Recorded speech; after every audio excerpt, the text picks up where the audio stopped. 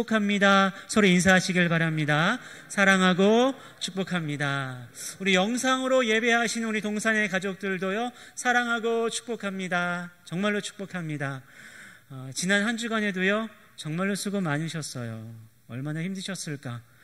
코로나 때문에, 일 때문에, 여러 가지 삶의 문제 때문에 이리 치이고 저리 치이고, 참 오늘 하루 쉬고 싶었을 텐데, 또 이렇게 십자가의 길, 순교자의 삶을 살기 위해서 나오신 여러분들 한 분 한 분 정말로 축복해요. 가능하다면은 한 분 한 분 꼭 안아드리고 싶어요. 아유, 정말 수고 많으셨다라고. 얼마나 참 힘드셔요, 요즘에. 저도 이렇게 이제 부임해서 사역들을 준비하면서 나아가는데 쉽지 않아요. 이게 원래 쉬운 일이 아닌데 코로나까지 있어서 우리 성도님들 얼굴도 익히기도 어렵고 여러 가지 좀 장애되는 게 참 많이 있더라고요. 참 쉽지 않은 시대를 우리가 살고 있음이 분명한 것 같아요. 그럴수록 우리가 더 서로를 좀 사랑하는 그 마음으로 좀 바라보면서 서로 격려하고 축복하는 그런 모습들이 있었으면 좋겠어요. 악수를 할 때 우리가 악수 못하고 요즘에 이렇게 하잖아요. 그래서 우리 교회 지금 저희 아마 3층에 앉아 계신 것 같은데 집사님 한 분은요, 저랑 인사하실 때 꼭 이렇게 인사하시더라고요. 주먹을 딱 부딪힌 다음에 어떻게 하시는지 아십니까? 집사님 저한테 하트를 날려요. 너무나 기분이 좋더라고요. 나갈 때마다 주먹을 딱 부딪히면 사실 악수를 해야 되는데 어쩔 수 없이 우리가 방역 지침에 따라서 이 주먹 인사를 하는 건데 좀 약간 그렇잖아요. 서로 주먹 자랑하는 것도 아니고. 특히 저처럼 주먹 약한 사람들은요, 창피해요. 근데 한 다음에 하트를 쫙 날려주시니까 마음이 사르르 녹더라고요. 제가 오늘 장학생서 수여하면서요, 우리 장학생들에게 그랬어요. 딱 하면서 하트를 딱 날렸더니 되게 좋아하는 것 같더라고요. 우리 성도님들 서로 교제하시고 축복하실 때 좀 그런 마음을 나누었으면 좋겠어요. 서로 인사하실 때 비록 우리가 서로 악수도 못하고 서로 포옹도 못하고 그러지만은 정말 사랑의 마음을 담아 이 어려운 시대 우리 함께 가야 되잖아요. 누구 한자만 혼자 살 수 없는 시대예요. 한 사람 잘못하면요, 그 주변 사람들 다 지금 고통당하는 시대잖아요. 그러니까 우리 함께 서로 사랑하고 함께 십자가의 길, 순교자의 삶으로 나아가는 그런 우리 동산의 모든 가족들이 되기를 정말로 소원합니다. 여러분, 통계를 보니까요, 코로나로 인해서 직접적으로 돌아가신 분만큼이나 코로나로 인하여 간접적인 영향으로 돌아가신 분들이 너무나 많이 있대요. 제가 지난 금요일에도 목회 데이터 연구소에서 제공한 자료를 좀 받아봤는데 통계 자료를 항상 매주마다 주거든요. 지금 현재 OECD 국가 가운데 우리나라가 자살률 1위라는 건 너무나 변하지 않고 있는 사실이고요. 더 놀라운 사실은요, 매일같이 36명이 자살을 한대요. 그러니까 어떻게 보면 정말 끔찍한 이야기, 정말 마음 아픈 이야기예요. 그러니까 지금 이 순간에도, 오늘도요, 지금 어디에선가 너무나 힘들고 너무나 우울하고 너무나 큰 절망과 좌절감 때문에 극단적인 생각을 하면서 자살하시는 분들이 있다라는 거예요. 정말 힘들고 어려운 시대를 살아가고 있어요. 그래서 우리가 코로나도 조심해야 되겠지만요, 우리의 마음이 빼앗기지 않도록 더욱 조심해야 될 때를 우리가 살고 있는 것 같아요. 결국 코로나 블루, 우울증, 좌절감, 절망감, 마음의 문제거든요. 그 마음을 끊임없이 사탄이 노리고 있어요. 코로나라는 그런 외적인 바이러스를 이용해가지고 끊임없이 우리로 하여금 마음을 무너뜨려요. 마음을 혼란시켜버려요. 우리가 매번 듣는 뉴스들은요, 우리를 얼마나 화나게 만듭니까? 얼마나 답답하게 만들어요. 그런 것들로 인하여 우리의 마음이 점점 무너지고 있고 흔들리고 있는 상황이라는 것입니다. 그래서 우린 더욱더 정신을 차려야지만 되는 거예요. 그런 마음을 담아서요, 10월 한 달 동안에 거룩한 결심이라는 주제를 가지고 말씀을 전하려고 합니다.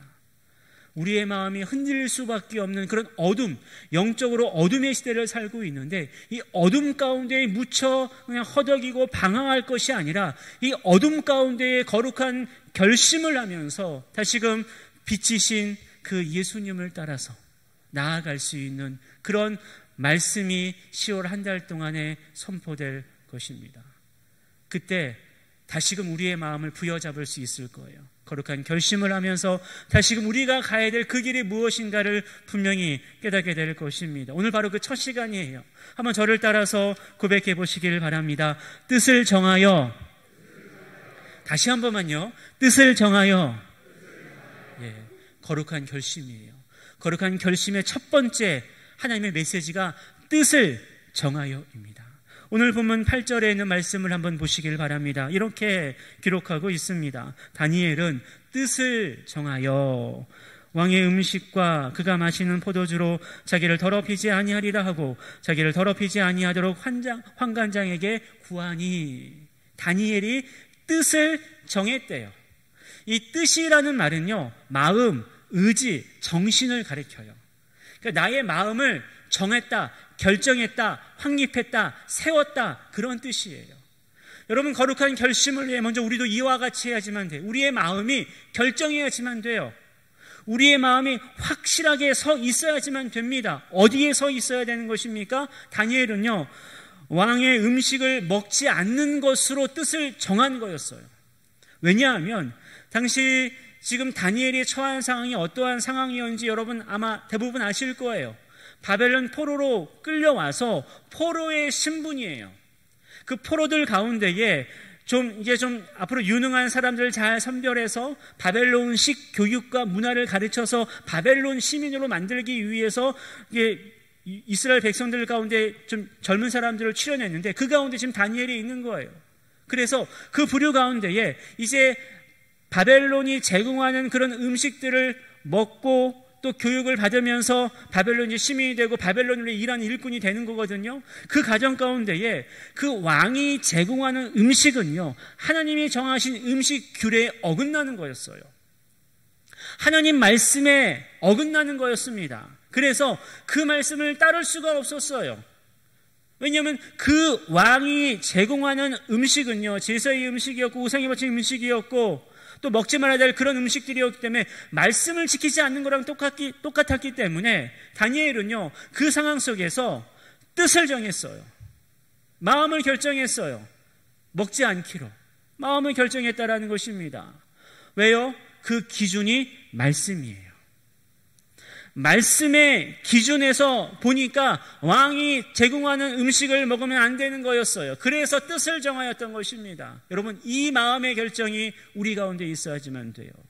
여러분, 시편 110편 11절 말씀을 보면요, 시인도 비슷한 고백을 하고 있거든요. 내가 주께 범죄하지 아니하려 하여 주의 말씀을 내 마음에 두었나이다 라고 시인이 고백하고 있어요.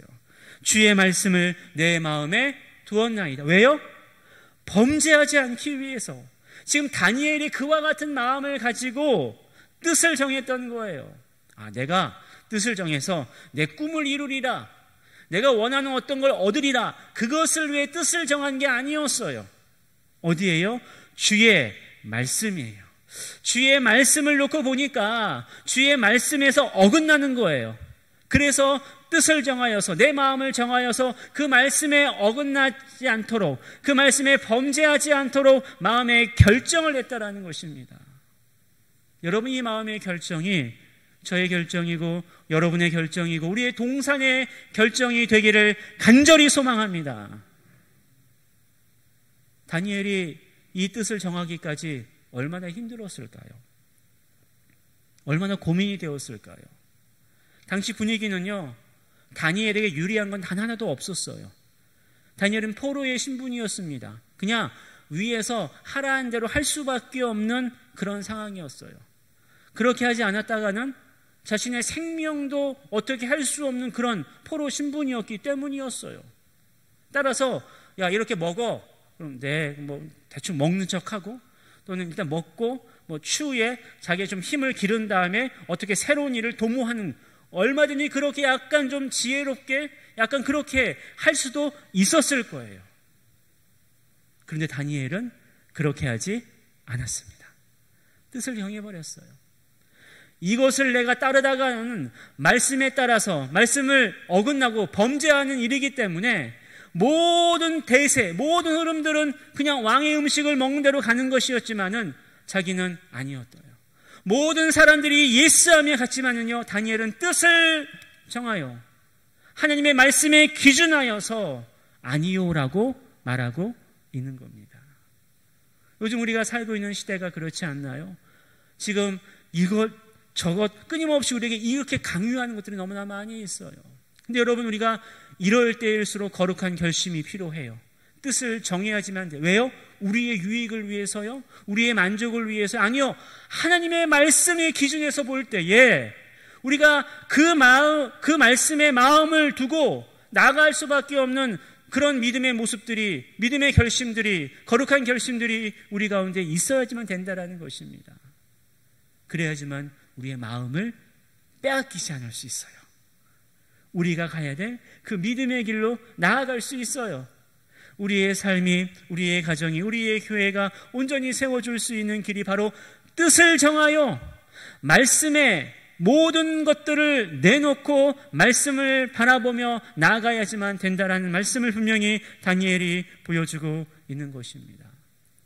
이와 같이 말씀의 마음을 정하여서, 뜻을 정하여서 나아가는 우리 동산의 모든 성도들이 되시기를 간절히 소망합니다. 근데 여러분, 이게 뜻을 정하여 말씀의 마음을 결정하며 나아갈 때에 어떤 일이 있는지 아십니까? 오늘 다니엘이요, 그 같은 어떤 일이 있는지에 대해서 우리에게 말씀해 주고 있어요. 뜻을 정하여 나아갈 때에, 말씀을 기준 삼아 나아갈 때에 어떠한 일이 있는가? 여러분, 본문 9절에 있는 말씀을 한번 보시길 바랍니다. 이제 8절에서 그렇게 요구를 하죠. 그러자 다니엘 1장 9절에서 이렇게 말씀하십니다. 하나님이 다니엘로 하여금 환관장에게 은혜와 긍휼을 얻게 하신지라. 이 말이 무슨 말입니까? 하나님이 환관장에게 은혜와 긍휼을 주었다라는 거예요. 그래서 다니엘이 요청하는 것을 듣도록 했다라는 겁니다. 여러분, 이것을 우리가 이미 다니엘 관련된 일들을 잘 알기 때문에 뭐 그럴 수 있겠거니라고 슬쩍 지나갈 수 있는데, 이건 있을 수 없는 일이에요. 지금 다니엘의 신분은요, 포로 백성이에요. 절대 복종만을 해야 되는 포로의 신분이었어요. 그런데 지금 다니엘이 환관장에게 요구하고 있는 거예요. 저는 뜻을 정했어요.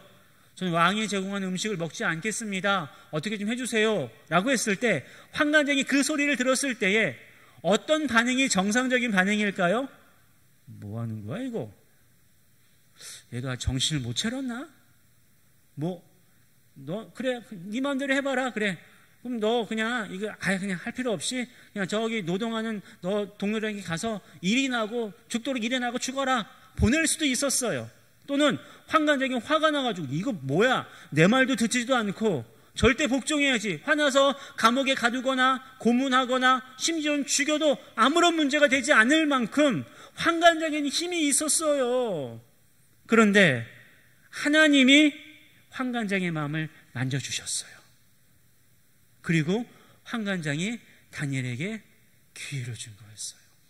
여러분, 바로 이것입니다. 뜻을 정하여 나아갈 때에, 말씀을 마음에 두고 나아갈 때에 어떠한 일이 있는가 한번 저를 따라 고백해 보시길 바랍니다. 하나님이 만들어 가신다. 다시 한 번만 좀 힘있게 고백해 보십시오. 하나님이 만들어 가신다. 하나님이 만들어 가십니다. 하나님이 은혜와 긍휼을 얻게 하셨어요. 다니엘이 환관장에게 아부를 잘해가지고, 환관장님, 제가 믿는 하나님이 있는데요, 이 하나님 대단한 분이셔가지고요, 나를 좀 도와주면요, 환관장 당신에게도 큰 은혜가 있을 거예요 라고 설득하거나 말하지 않았어요. 어떤 거래가 있는 게 아니었어요. 다니엘은 그저 뜻을 정하였고 원하였고 하나님이 만들어 가셨다라는 거예요. 얼마나 놀랍습니까?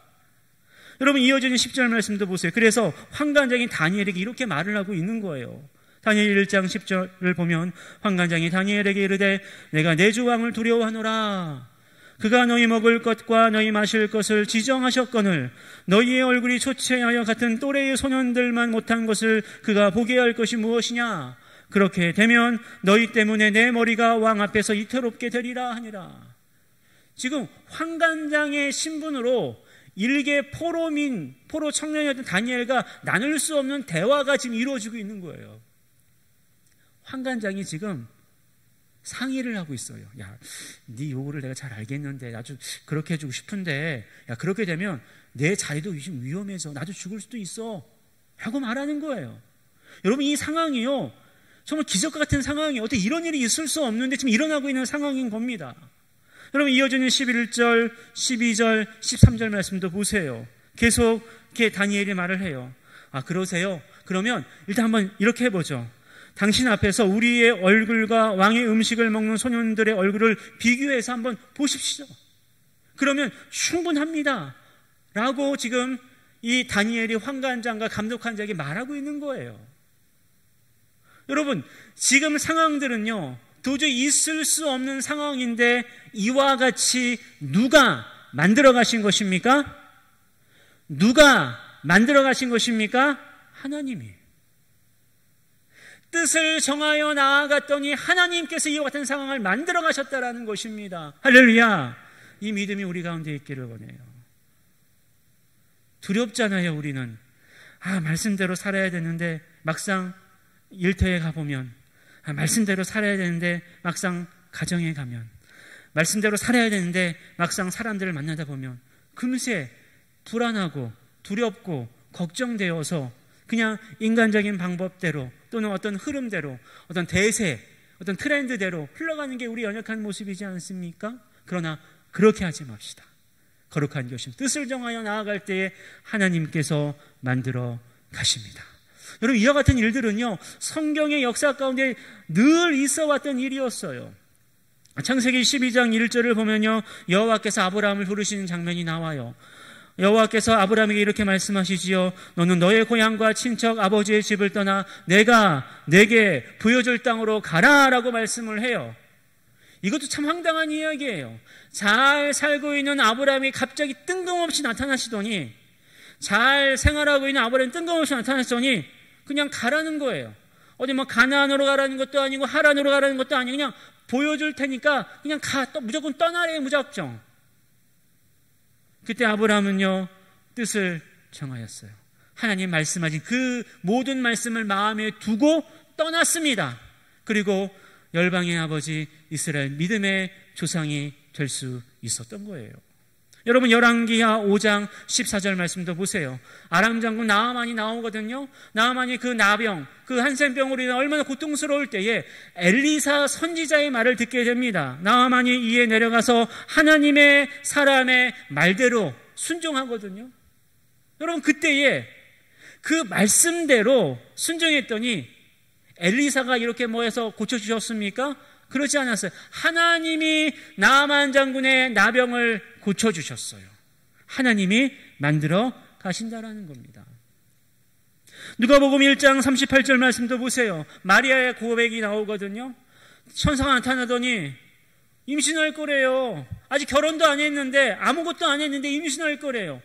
그리고 이게 예수고 그러래요. 도저히 있을 수 없는 황당한 이야기를 들었어요. 그러나 그것이 하나님의 말씀이기 때문에 마리아가 어떻게 고백하고 있는지 아십니까? 말씀대로 내게 이루어지이다. 그때 놀라운 구속사, 그 구속의 역사가 마리아의 몸을 통해 이루어지지 않습니까? 이게 바로 하나님이 만들어 가시는 방법이에요. 우리가 뜻을 정하여 말씀을 마음에 두고 나아갈 때에 내가 이루어가고 내가 만들어가는 것이 아니라 하나님께서 이루어가는 방법이라는 사실을 분명히 우리에게 증거하고 있는 모습입니다. 베드로도 보세요. 누가복음 5장 5절을 보면요, 예수님께서 베테랑 어부에게 저쪽 가서 그물을 던져라 라고 말했을 때에 베드로가 어떻게 고백합니까? 말씀에 의지하여 내가 그물을 내리겠습니다. 그때 얼마나 많은 물고기를 그물이 찢어지도록 잡지 않습니까?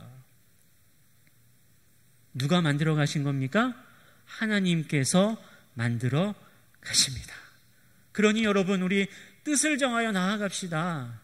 말씀을 마음에 두고 조금 의심되고 좀 불안하고 걱정되겠지만요, 하나님이 만들어 가실 줄 믿고 뜻을 정하여 나아갈 수 있는 우리 동산의 성도들이 되시기를 바랍니다.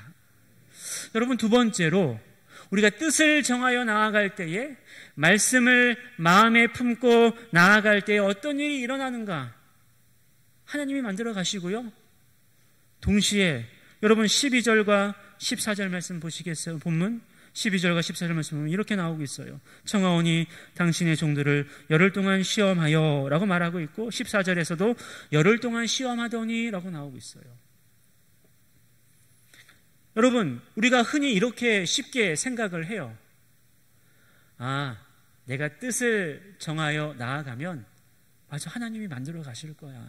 그래, 내가 좀 불안하지만 좀 걱정되지만은 하나님 말씀에 의지하여서 나아가야지. 그럼 하나님께서 여튼 만들어 가실 거니까 형통할 거야. 문제가 없을 거야. 아무런 문제가 생기지 않을 거야 라고 우리는 생각을 해요. 그러길 바라요. 근데 여러분, 진짜로 그런가요? 진짜로 그래요? 안 그렇습니다, 여러분. 우리가 말씀을 붙들면 붙들수록 얼마나 많은 시험들이 있는지 몰라요. 얼마나 많은 유혹들이 있는지 몰라요.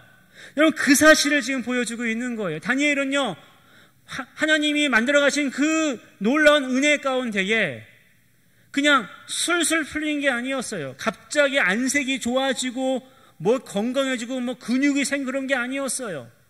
한번 시험해 보십시오. 열흘 동안 한번 시험해 보십시오 라고 말하고 있지 않아요? 그 열흘이라는 시험의 기간, 여러분 생각해 보세요. 그 열흘의 시험이란 동안 다니엘은 비록 뜻을 정하여 하나님께서 분명히 이루어 가실 그 믿음이 있었지만은 안 되면 어떡하지? 그런 마음이 없었을까요? 우리랑 똑같은 마음이 있었을 거예요.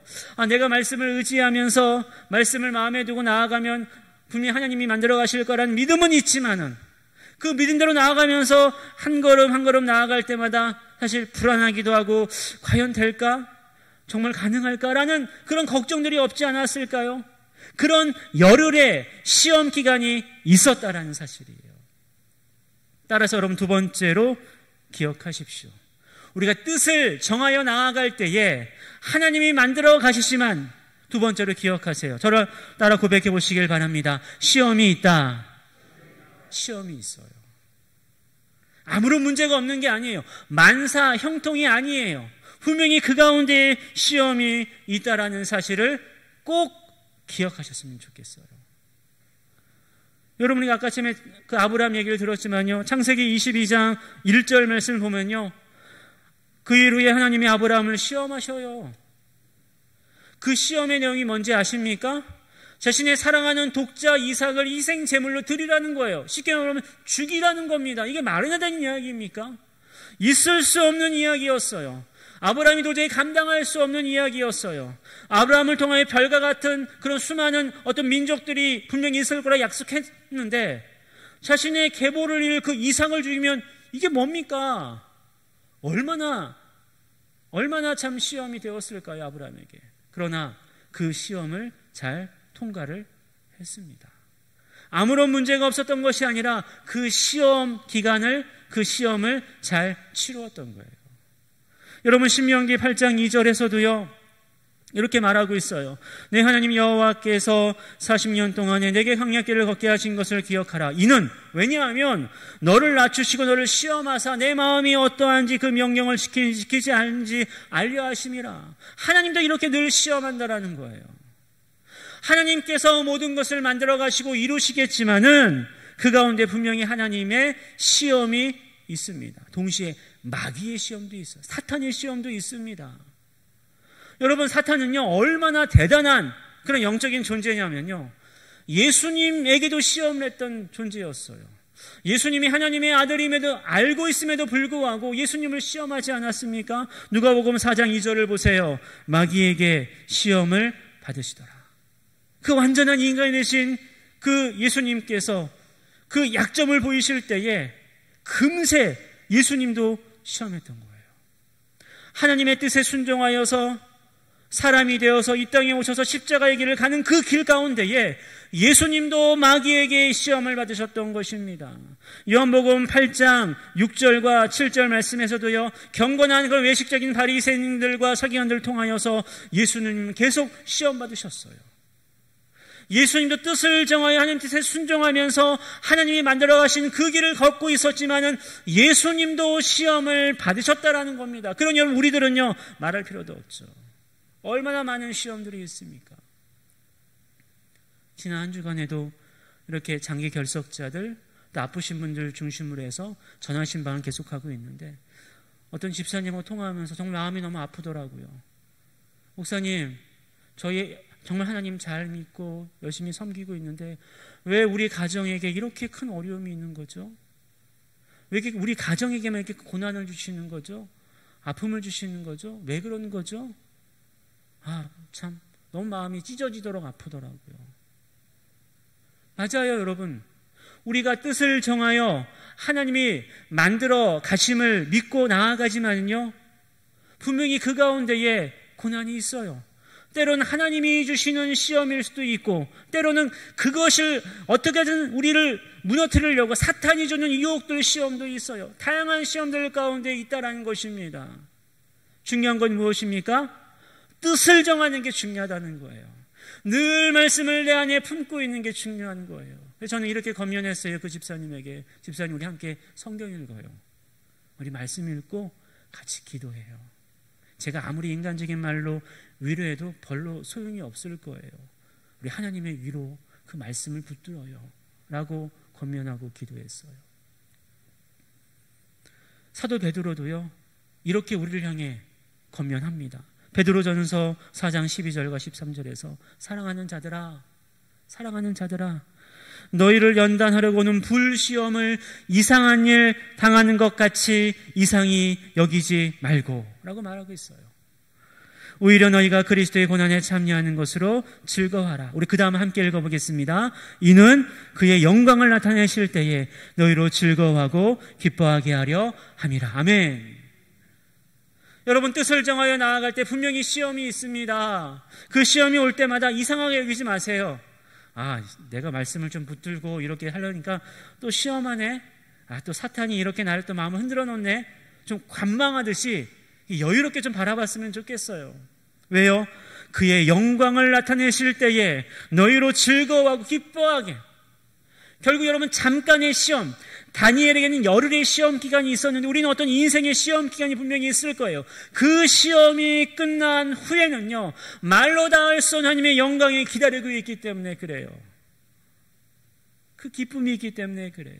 그래서 우리는요, 그 시험이 있을 때에 오늘 우리 김영자 집사님이 찬송하신 것처럼 십자가의 길, 순교자의 삶을 가면서 우리 찬양하면서 나아가는 것, 더욱더 그 영광의 소망을 품고 나아가는 것 어떨까요? 좋지 않겠습니까? 그것이 바로 진정한 믿음의 사람이고, 그것을 위해서라도 거룩한 결심, 뜻을 정하여 나아갈 수 있는 우리 동산의 성도들이 되시기를 바랍니다. 여러분, 마지막으로 뜻을 정하여 나아갈 때 어떤 일이 있습니까? 오늘 본문 15절에 있는 말씀을 보시길 바라요. 열흘 후에 시험이 끝났어요. 열흘 후에 그들의 얼굴이 더욱 아름답고 살이 더욱 윤택하여 왕의 음식을 먹는 다른 소년들보다 더 좋아 보인지라. 할렐루야. 이게 무슨 말입니까? 뜻을 정하여 나아갈 때에 시험이 있겠지만 결국 어떻게 된다라는 것입니까? 저를 따라 고백해 보세요. 승리하게 하신다. 다시 한번요. 승리하게 하신다. 승리가 있어요. 영광의 승리가 있습니다. 그 시험을 통과한 자는 분명히 승리할 수 있어요.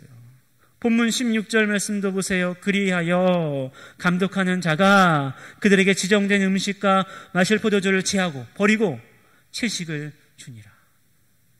하나님의 승리였어요. 다니엘의 승리였던 것입니다. 그래서 야고보서 1장 12절 말씀은요, 우리에게 이렇게 소망을 주며 말씀하고 있습니다. 야고보서 1장 12절 말씀 우리 다 함께 한번 읽겠습니다. 시험을 참는 자는 복이 있나니 이는 시련을 견디어낸 자가 주께서 자기를 사랑하는 자들에게 약속하신 생명의 멸관을 얻을 것이기 때문이라. 아멘. 뜻을 정하여 나아갈 때에 시험이 있겠지만 그 시험을 잘 견디며 인내하며 나아갈 때에 한 분 한 분에게 우리 예수님께서 친히 생명의 멸관을 씌워주십니다. 저는 그날만 생각하면 얼마나 가슴이 벅찬지 몰라요. 지금 우리가 하는 수고들, 많은 어려움들 다 주님께서 닦아주시고 대신에 그 머리 위에 딱 생명의 멸관을 씌워주실 거예요. 우리 주원장 장로님 머리에 딱 맞는 생명의 멸관이 있을 겁니다.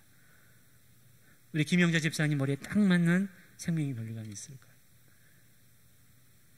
한 분 한 분에게 꼭 이 머리 크기 관계없어요. 걱정하지 마세요. 전 머리가 좀 작은데요, 머리 좀 큰데 걱정하지 마십시오. 딱 맞추어서 준비하고 계십니다.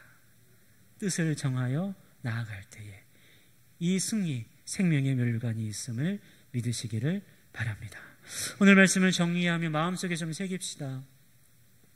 우리 거룩한 결심이 있었으면 좋겠어요. 10월 한 달 동안에 이 거룩한 결심을 분명히 세웠으면 좋겠어요. 뜻을 정하여 말씀을 마음에 두는 겁니다. 내가 원하는 뜻이 아니에요. 절대로 착각하지 마십시오. 하나님 말씀이에요. 그 말씀을 마음에 두고 나아갈 때에 하나님이 만들어 가십니다. 물론 그 가운데 시험이 있겠지만은 결국 승리할 것입니다. 그러니 여러분, 이 말씀 의지해서 우리 뜻을 정하여 나아갑시다. 그러기에 좀 더 적극적으로 여러분 좀 이것을 함께 했으면 좋겠어요. 말씀을 마음에 두기 위해서 성경 읽기 우리 하고 있잖아요. 이거 저도 지금 하고 있어요. 우리가 그저 그냥 그래요 목사님 좋은 말씀 하셨네요 오늘, 그것으로 끝나지 않았으면 좋겠어요. 뜻을 정하여 좋죠 뜻을 정하여 갈게요 라고 말만 하지 말고 우리 3분기 이 성경 읽기 카드 다 함께 하는 건 어떨까요? 선물도 준다고 하더라고요. 제가 어제 물어봤더니 괜찮은 선물인 것 같더라고요. 우리가 선물이 중요한 게 아니지요. 말씀을 마음에 두는 일을 위해서 이 성경 읽기 함께 하는 건 어떨까요? 또 예배 드리는 것, 나와서 예배 드리는 것, 영상으로도 예배 드릴 수 있잖아요. 꼭 드리는 거 어떨까요? 기도하는 것, 새벽 기도회 같은 경우도요, 우리가 매일같이 나오지 못하더라도 일주일에 한 번만이라도 또는 한 달에 한 번만이라도 딱 뜻을 정하여 나와서 기도하는 것 어떨까요? 그런 구체적인 삶의 실천에 있는 뜻을 정하여의 모습을 통하여서 분명히 우리의 삶이 바뀔 겁니다. 우리의 가정이 바뀔 것이고 우리의 교회가 바뀔 것입니다. 이 거룩한 결심, 뜻을 정하여의 삶을 통하여서 다시금 우리의 삶이 부흥되어지고 말씀으로 풍성해지고 말씀의 열매를 맺는 삶으로 나아갈 수 있는 우리 동산의 모든 가족들, 성도님들이 되시기를 주님의 이름으로 간절히 축원합니다. 기도하겠습니다. 은혜로우신 하나님 아버지 감사합니다. 뜻을 정하여 나아갈 때에 하나님이 만들어 가시고 시험이 있겠지만은 결국 승리한다라는 말씀을 우리 심령 가운데에 새깁니다. 이 말씀에 따라 거룩한 결심, 뜻을 정하여 나아갈 수 있도록 역사하여 주시옵소서. 예수님 이름으로 기도하옵나이다. 아멘. 우리 다 함께 일어나서 찬송가 357장 찬송하겠습니다.